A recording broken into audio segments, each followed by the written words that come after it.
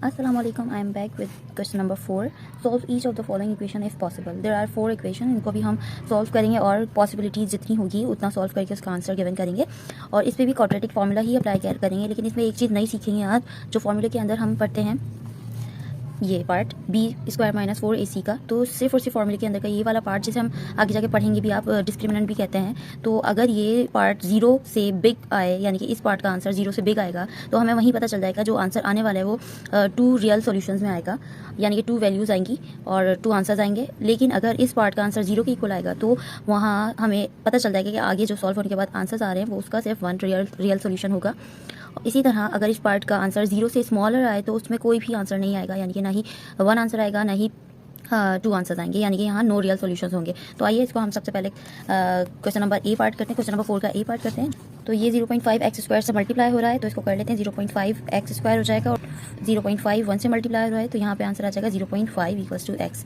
अब यहाँ देखा जाए तो इसको हम क्वाड्रेटिक इक्वेशन बना लेते हैं जिसमें तीन टर्म्स होने चाहिए। फर्स्ट टर्म स्क्वायर की वेरिएबल और कॉफिशिएंट जो कि है, सेकंड टर्म हमारे पास सिर्फ x वेरिएबल और कॉफिशिएंट होना चाहिए जो कि इस साइड है। इसको x = इस साइड है पॉजिटिव, तो हम यहाँ मिडिल टर्म ले आएंगे, यानी कि ये माइनस का x हो जाएगा, उसके साथ कॉफिशिएंट 1 कंसीडर करेंगे, प्लस का 0.5 तो है ही है, और इक्वल टू के इस साइड कुछ नहीं बचेगा, यानी कि 0 बचेगा।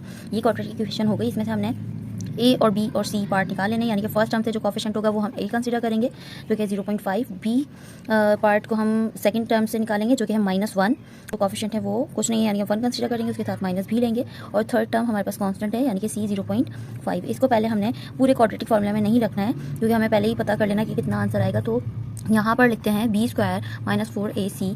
तो इस पूरी जो 2 टर्म्स हैं इसमें हमने ये वैल्यूज़ पुट करनी है और आंसर निकालना है। देखते हैं क्या आता है, 0 के बराबर आता है, 0 से बड़ा आता है या 0 से छोटा आंसर आता है। तो b² विच मीन्स -1² और -4 मल्टीप्लाई हो रहा है a से यानी कि 0.5 से, और मल्टीप्लाई हो रहा है c से यानी कि 0.5 से। अब आप यहाँ देख सकते हैं कि 1² माइनस में है तो इसका स्क्वायर 1 ही आ जाएगा, यहाँ पर माइनस आएगा और ये सब मल्टीप्लाई करेंगे तो 1 आंसर आ जाएगा। कैसे आएगा, यहाँ पे 4 ऐसे ही रखते हैं, और ये 0.5 का मतलब आपको पता है ये हाफ होता है, यहाँ पे भी 0.5 का मतलब हाफ होता है। तो होगा क्या कि ये दोनों मल्टीप्लाई हो जाएंगे विच मीन्स 4, ये हो जाएगा 2 × 4 और 1 × 1 1। अब ये दोनों मल्टीप्लाई हैं, 4 × 4 4 × 4 विच मीन्स हमारे पास यहाँ आ गया 1 - 1। तो एक पॉजिटिव 1 है एक नेगेटिव 1 है, विच मीन्स हमारे पास यहाँ पर आंसर जो आया है इस b² - 4ac का वो आया है 0। तो हम देख लेते हैं अगर b² - 4ac का आंसर 0 आए तो कितने सॉल्यूशन निकलेंगे। तो यहाँ पर चलते हैं, यहाँ पर हमें 0 मिला है तो यहाँ पर 1 रियल सॉल्यूशन आएगा, यानी कि 1 आंसर मस्ट है जो आएगा। अब चलें क्वाड्रेटिक फार्मूला में ये वैल्यू सारा कुछ अप्लाई कर लेते हैं जो कि होता है x = -b + -√4 b² - 4ac। ठीक है, तो यहाँ पे हमने क्या कर लेना है, वैल्यूज़ पुट करते हैं। x = -b, हमारे पास जो -b है वो -1 है, तो माइनस के यहाँ पर एक फॉर्मूले का माइनस हो गया और b की वैल्यू माइनस में ही है इटसेल्फ 1, और प्लस माइनस √ ये जो पूरा पोर्शन है इसका आंसर आया 0/2 मल्टीप्लाई a का आंसर आपको पता ही है कि 0.5 है, तो यहाँ लिख लेते हैं। अब यहाँ जैसे कि आपको दिख रहा है कि यहाँ पर क्या हो जाएगा, 1 पॉजिटिव हो जाएगा, 0 का स्क्वायर रूट निकलेगा नहीं, यानी कि ये पूरी चीज़ खत्म हो गई, और अपॉन नीचे यहाँ पर क्या आ जाएगा 1, तो 1/1 विच मीन्स ये दोनों कैंसिल होंगे, तो x का आंसर जो आपको मिलेगा वो होगा 1 ही, यानी कि एक रियल सॉल्यूशन 1 आंसर ही है, जो कि हमने पहले ही यहाँ पर सॉल्व करके जान लिया था कि क्या आंसर आएगा, कितने का आंसर आएंगे। तो आइए यहाँ पर इसका b पार्ट भी कर लेते हैं जो कि है 3/4x² + 2x - 1/2 = 0। तो ये भी क्वाड्रेटिक इक्वेशन है, फर्स्ट टर्म स्क्वायर में है, उसका कॉफिशिएंट भी है, सेकंड टर्म वेरिएबल है, उसके साथ कॉफिशिएंट भी है, और थर्ड टर्म कांस्टेंट है। तो ये क्वाड्रेटिक इक्वेशन है। इसको पहले हमने जो है डिस्क्रिमिनेंट फाइंड कर लेना है, उस पता लगा लेना कि क्या कितने जो है उसके आंसर आ रहे हैं, 2 रियल सोल्यूशन होगा, 1 रियल सोल्यूशन होगा या नो रियल सोल्यूशन होगा, फिर उसके बाद हम उसको क्वाड्रेटिक में रख देंगे। यहाँ पर ये क्वेश्चन मैंने नोट डाउन कर लिया है। This is question number 4 part B. As you can see there are 3 terms. First term में हमने a कंसीडर कर लेना है, कॉफिशिएंट जो भी है यानी कि 3/4 is a।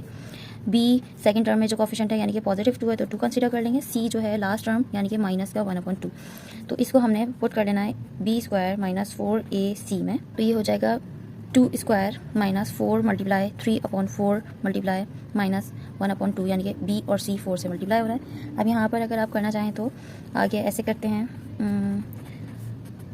2² is 4 minus is plus, ये 4 से कैंसिल आउट हो गया, तो यहाँ पे जो वैल्यू आई 3 1 3/2। अब इस वैल्यू को हमने करना होगा इस 4 के साथ ऐड, यानी कि एलसीएम लेना पड़ेगा।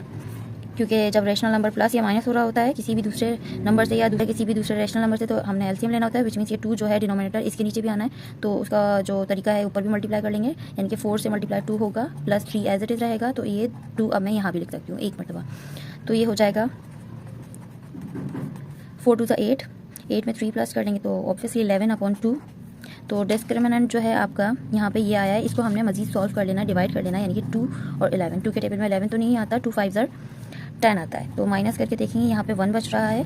तो अभी इसको मिक्स फ्रैक्शन में इसलिए लिख रही हूँ क्योंकि मैं आपको बताना चाहती हूँ कि जैसे कि होल नंबर तो 5 आया, डिवाइड 2 से करवाया, रिमाइंडर 1 बचा है, तो हमारा जो b² - 4ac का जो आंसर आया है वो 5 होल नंबर है, उसके साथ हाफ भी है, विच मीन्स यहाँ पर इक्वल्स टू 0 तो नहीं आया हमारा इसका आंसर, ना ही 0 से छोटा आंसर आया, बल्कि 0 से बिग ही आंसर है, विच मीन्स 2 रियल सोल्यूशन आपको यहाँ मिलेंगे।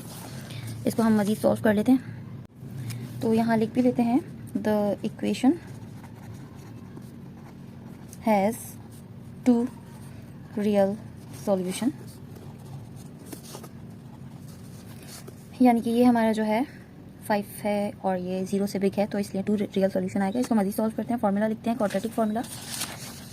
यहाँ क्वाड्रेटिक फार्मूला लिख लेते हैं, which means x = -b + -√b² - 4ac upon 2a। तो यहाँ मैं वैल्यूज रखती हूँ, b की वैल्यू पता ही है आपके पास क्या है, तो पर दोबारा देख लेते हैं, 2 है तो हम यहाँ 2 पुट कर लेते हैं, और प्लस माइनस √ इस पूरे पोर्शन का आंसर आया 5.5, तो यहाँ लिख लेते हैं 5.5। 2 मल्टीप्लाई हो रहा है a से, a की वैल्यू आपको पता है 3/4 है, तो यहाँ पे 3/4 लिख लेते हैं, यानी कि इसको मज़ीद सॉल्व करेंगे आगे, तो 2 1 2 2 2 4, यहाँ पे 3/2 हो जाएगा।